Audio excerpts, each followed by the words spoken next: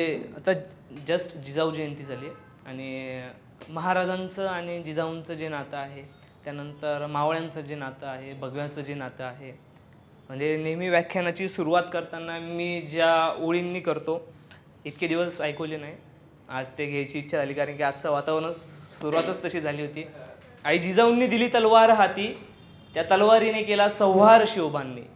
आई जिजाऊंनी दिली तलवार हाती, त्या तलवारीने केला संहार शिवबांनी. मुघल कापले निजाम कापले, दिली आदिलशाहीच झुंजही. मुघल कापले निजाम कापले, दिली आदिलशाहीच झुंजही. अन्यायाचा पाडूनी मुडदा, अन्यायाचा पाडूनी मुडदा, केली पावन धरती ही. महाराष्ट्राच्या हरेक गडकोटावर फडकवला भगवा त्या शूर मावळ्यांनी. त्या भगव्याची आण आता तुम्हाला, त्या भगव्याची आण तुम्हाला. घरात रडती पोर माझी, सांगले का कधी होणार तू मावळा, आणि आठवशील शिवबांचे ते चरित्र. जिजाऊंचे ते संस्कार काय होते, जिजाऊंचे ते संस्कार काय होते, शिवबांचे विचार काय होते. जिजाऊंचे संस्कार काय होते, शिवबांचे ते विचार काय होते, आणि माझ्या संभाजीचे बलिदान काय होते, सांग कळणार कधी तुला. जिजाऊंचे संस्कार काय होते, शिवबांचे विचार काय होते, माझ्या संभाजीचे बलिदान काय होते, सांग कधी कळणार तुला. रस्त्यातल्या जाणाऱ्या मुलीकडे बघून, रस्त्याकडे जाणाऱ्या मुलीकडे बघून तुला आयटम दिसती काय, सांग मला एकदा.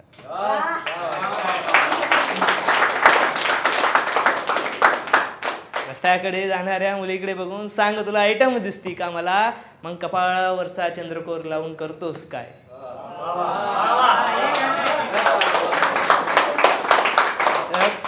कपाळावरील चंद्रकोर लावून करतोस काय, दाढी मिशा वाढून करतोय काय. बाबा बुवा बरेच झाले, शिवबांचा मावळा कधी होणार सांग तू आता.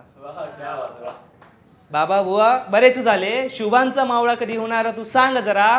आणि शंभूचरित्र वाचले कधी तर, शंभूचरित्र वाचले कधी तर, अंगावर काटा आल्याशिवाय राहणार नाही. आणि रस्त्यावर जाणारी मुलगी तुला आयटम कधी दिसणार नाही.